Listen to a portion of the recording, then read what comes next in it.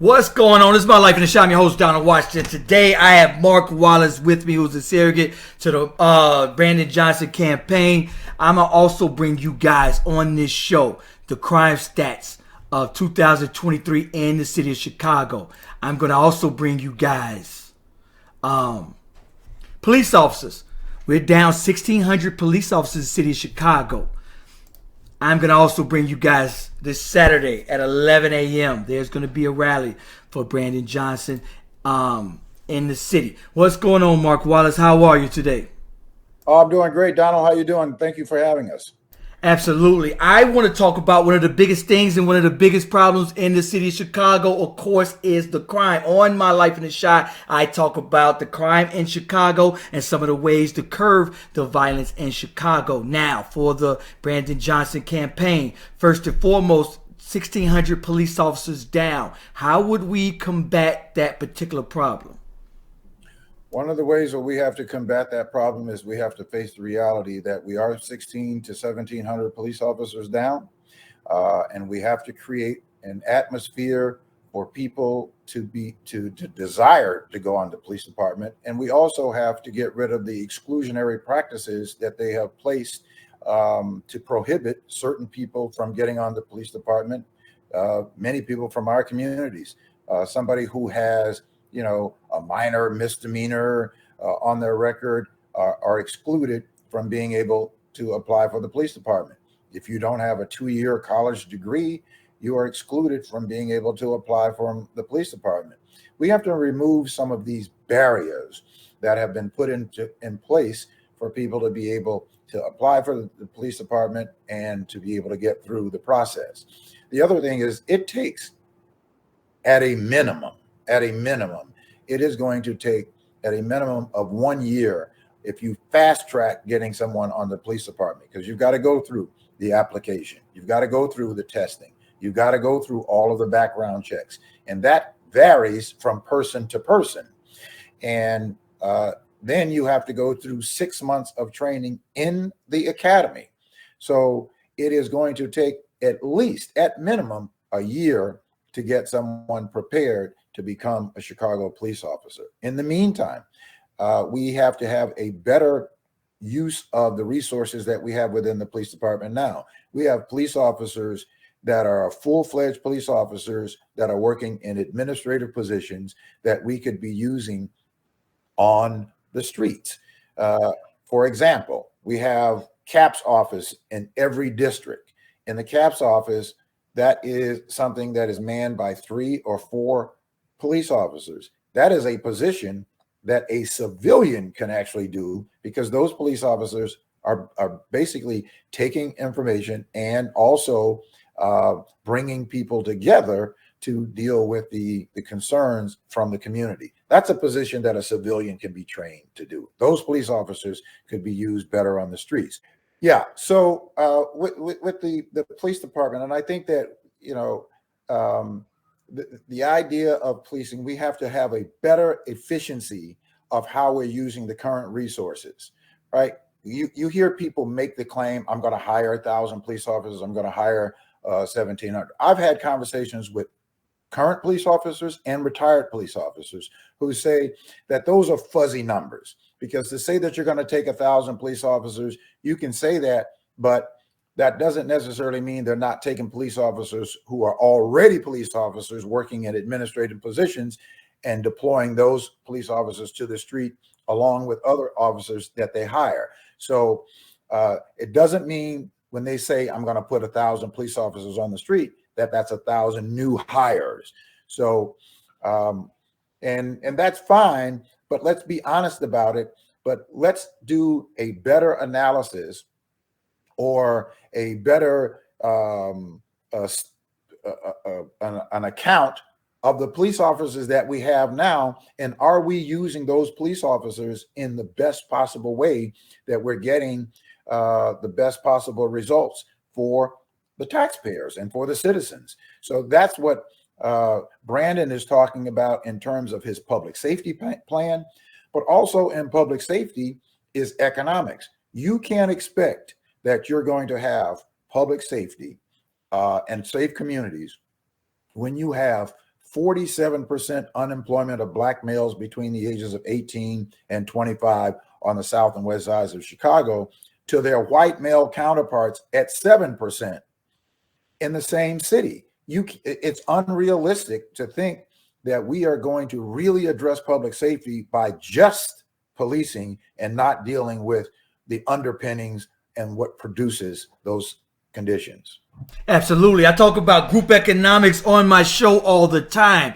We spend $1.3 trillion a year. We are the biggest consumers in the United States, and we spend 98% of our money outside of our communities, leaving the young children inside of our communities without a job. And that's one of the biggest things that I talk about as well, group economics. If you spend money inside of your community, what it does is give jobs to the people inside of your community, the youngsters who are 16, 17, 18 years old, who would not actually be on the streets to sell drugs or whatever. They can actually go down the street and get a job. And what that does is also bring up the property value as well. It gives jobs to the communities.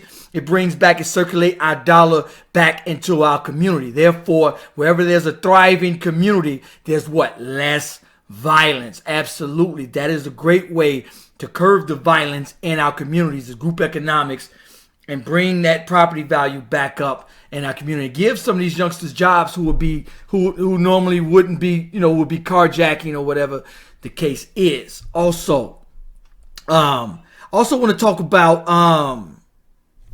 as far as while we're on the subject of crime, what we're dealing with is we're already at 123 homicides. Of the month of March alone, we're looking at 34 communities: Inglewood, South Shore, Austin, Chatham, Grand Carlson, Roseland. And I do this stats almost every month. Motor vehicle thefts is also. This is just 2023, people. Year to date, 2023, 6,969 motor vehicle thefts. In 2022, we had 21,000 motor vehicle thefts in our communities. And I agree, group economics is one of the biggest ways to curb that. Because what are these kids are doing in these communities? They're not working. And so one of the ways they do is, they can't go down the street and get a job. There's a lot of foreign-owned businesses in our communities. And a lot of times they don't hire from the community. They don't shop in the community. They don't put back into the community. So it's like our dollar literally circulates in our community 7 hours. All right, so moving on. I want to talk about, what about immigration? Immigration, as far as for Brandon Johnson, what do you guys want to say about immigration? Yeah, look, this is another one of those issues where people are using that as a weapon. But for the Black community, the reality is immigration is not the problem in the Black community. It's not immigrants. It's not Hispanics or foreign people that are actually in charge of our government. They're not passing the legislation that is excluding us. They're not giving the contracts. They're not giving the jobs. They're not taking the jobs. These are largely people who are in our government here locally that are white and Black. Immigration is a separate issue. The jobs that most of the immigrants are doing, most people in the country don't want to do. Most of us don't want to do those. Most of us don't want to bus tables. When you go to a restaurant, you don't see largely Black people bussing tables. You don't see largely Black people doing some of the other jobs that we see a lot of the foreign immigrants doing to this in the city of Chicago or around the country for that matter. I think that immigration needs to be addressed, but this is a problem that needs to be addressed by Congress that Congress refuses to deal with. They use this as a tool to in my opinion, in many respects, to keep us our eye off of the prize, so to speak, to keep us distracted from the things that we really need to be paying attention to. Immigration can be fixed in 15 minutes if we had a Congress that was willing to fix immigration, but they have not been willing to fix it for decades. They talk about it, and then we're fighting about it, and we're fighting against people who are not really there doing us harm. We have a federal law as it relates to immigration and how people can come into the country, and how people find asylum to the country. But then when people come to the country, we also have a federal law of our responsibility of how we are to deal with immigrants coming from other parts of the country. So we have to deal with that. But we, as a Black community, have to understand that that is not largely our problem. That is a large distraction that people are using to distract us from paying attention to the things that really are important and really are necessary for us to keep our community strong, to keep our families strong, and to build economics in our communities. In Chicago, in the 1950s, and the 1960s, and the 1970s. Okay. 70%. Okay, now, another big issue is property tax. Now, from what I understand, they're saying that this race is at a dead heat with 12% undecided. What do you want people to understand about property taxes? One of the biggest issues is also property taxes. From what I understand, what I read on Paul Wallace's website, they want to have a property tax freeze. What do you think about that? Well, first of all, the idea of having a property tax freeze, it sounds good, but it's not a reality. Listen, we want our roads repaired. We want our roads clean. You want your garbage picked up. You want your firemen to respond. You want your police to respond. We have to pay for those things. So the idea of freezing property taxes, that would be a great thing. But at this point, that's not going to happen overnight. We have to make sure that we're able to fund our government and we're able to provide the resources in our communities and in the city of Chicago. So what Paul Wallace is using is a talking point that sounds good to the ear. Now, the other side of that is we have to stop going to every time that we need money using homeowners and the poor as the piggy bank. Even the Department of Justice has made that statement that municipalities need to stop using the poor, fines, fees, and taxes to the same people as the piggy banks to balance the budgets. Now, one of in terms of the taxes, what we had in place since 1974, and one of the things that they've tried to use against Brandon Johnson is the head tax. The head tax was put in place under Richard J. Daley since 1974. It was put into place, and it stayed in place throughout the Daley administration, throughout the Harold Washington, throughout Jane Burns, Mayor Sawyer, all the way up through Richard Daley, M. Daley, up to Rahm Emanuel. Rahm Emanuel decided to take the head tax out. What is the head tax? The head tax is a tax that corporations at the time that had 50 employees or more paid per employee that they would pay as a tax. Most companies that have 50 to 100 employees, that is not a lot of money for them to pay, and they didn't complain. We didn't lose any businesses. We didn't lose any jobs, and the corporations paid it for more than 40 years. What Rahm Emanuel did is he played to the corporations, and what he did is he took the tax off of the corporations, but he didn't get rid of the tax. What he did was simultaneously put it on the poor. How did he do that? He phased out the head tax in 2013, and he put into place speed cameras in 2013 that generated more than $65 million a year. But twice the amount of that revenue comes out of the poorest communities by the latest studies that was done by ProPublica and the UIC study commissioned by the city of Chicago. Well, of So, course, because there's more cameras in those communities. I drive to those communities. I get those tickets. And when I do drive to those communities, red light camera, red light camera. My GPS is red light camera. Every single light. And I'm like, yo, wait a minute, man. How is this even possible? All right. So now, one of the things I want to talk to you. All right. So Brandon Johnson, he has 3 kids and he lives in Austin. From what I understand, he taught for CPS for 4 years. Is that correct? he was in the classroom for 4 years, and then he was an organizer, and he now is a commissioner, but he was on the board of the Chicago Teachers Union. So he went from from the classroom to being on the board at the Chicago Teachers Union. Oh, okay. So, and I think that's one of the biggest things that where we need to start is the teachers inside that classroom, as far as with all the problems that the CPS, Chicago Public Schools, are facing, and somebody that can address a lot of the problems that are in the Chicago Public Schools. How would Brandon Johnson, what do you guys think about addressing some of the issues that are going on in the Chicago Public School systems? Right.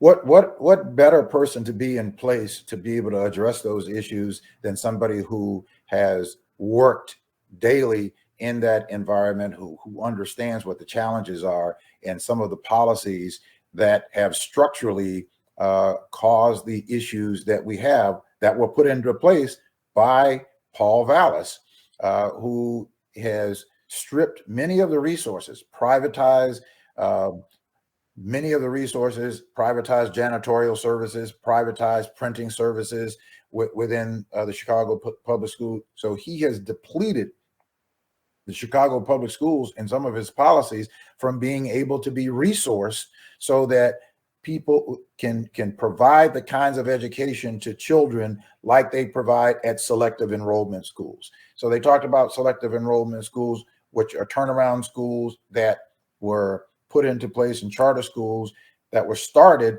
policies by Paul Wallace. And what he did was basically take resources out of the neighborhood schools and give them to these selective enrollment schools. And every public school should be resourced just as well as a selective enrollment schools, where they can hand pick the students that we as the taxpayers pay for. So you have a private school that is publicly funded.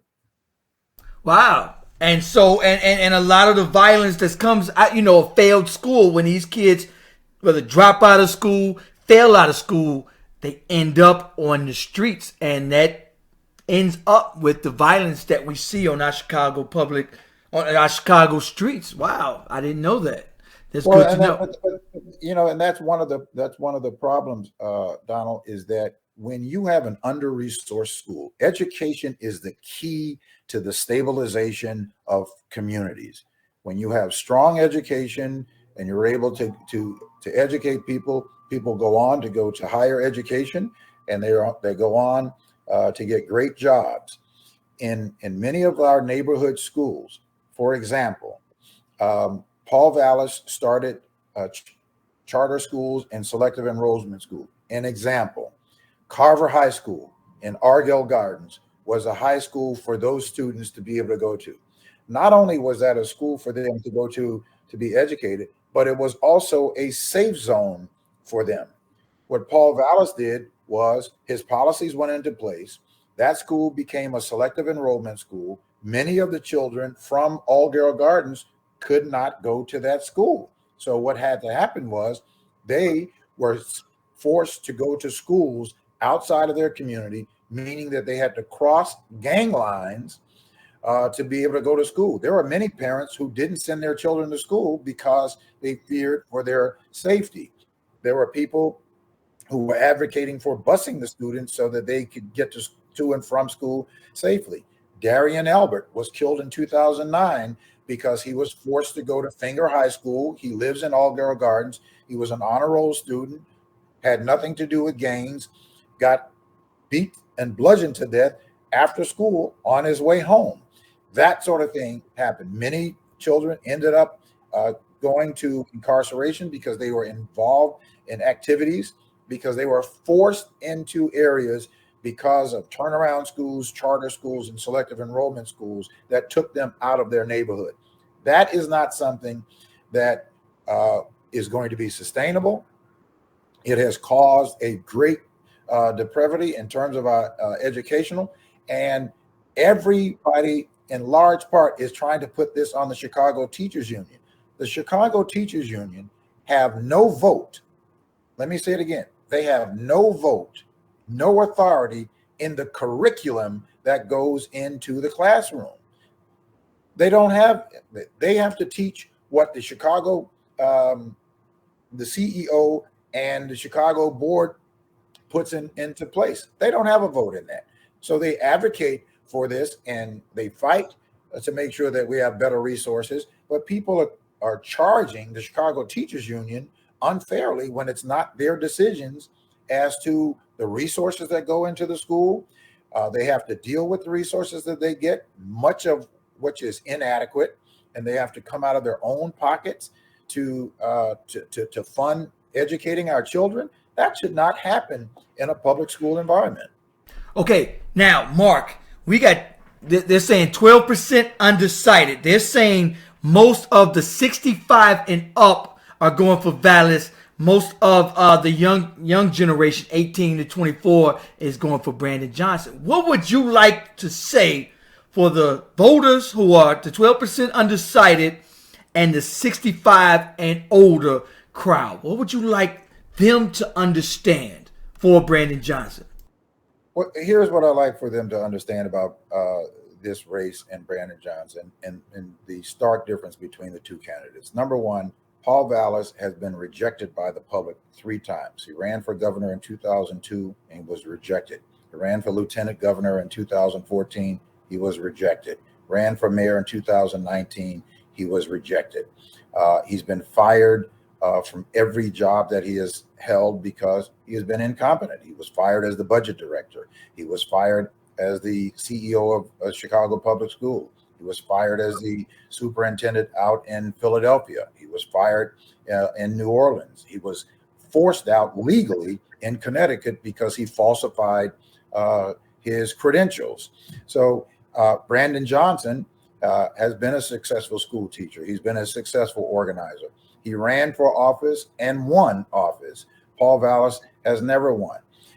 This is a very consequential election. The people who are undergirding Paul Wallace, all of those people are extreme right-wing Republicans. You have Ron Gidwitz, Ken Griffin, Sam Zales, Betsy DeVos, who was Donald Trump's Secretary of Education, who was not even qualified for the job. All of these are the people who are pouring millions of dollars into a campaign because they want to infiltrate politics in Chicago and Illinois, just like they tried to buy the gubernatorial race by pouring $53 million into Richard Irving out in the Aurora suburbs when he couldn't even win in the primary. So this is what this is really about. This is about corporatism as opposed to making sure that the working class and the poor are invested into.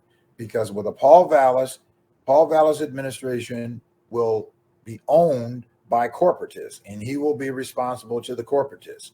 The other thing that people should know is that for decades, we have had no investments or little investments in and around our communities.